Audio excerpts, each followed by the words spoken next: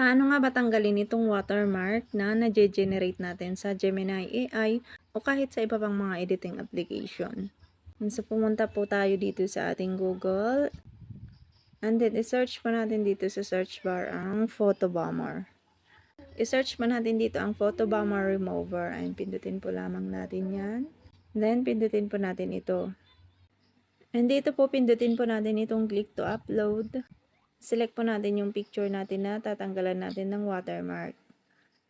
Then, pindutin po natin itong done. And then, itong size, pwede po natin to i-adjust. Ayan, hilain lang po natin pa left kung maliit lang naman yung tatanggalin natin. Kung malaki, pwede nyo siyang hilain pa right. Dito po kailangan i-connect yung ating Google account. Ayan, hindi po siya gumagana ng maayos. Pindutin po natin yung lalabas dyan na Google nyo o yung Gmail account nyo. Then, pindutin nyo po ang code. And then, dito po, pindutin po natin itong Start Erasing. And then, dito, kailangan po natin mag-select ng account dito. Select lang po natin yung Google.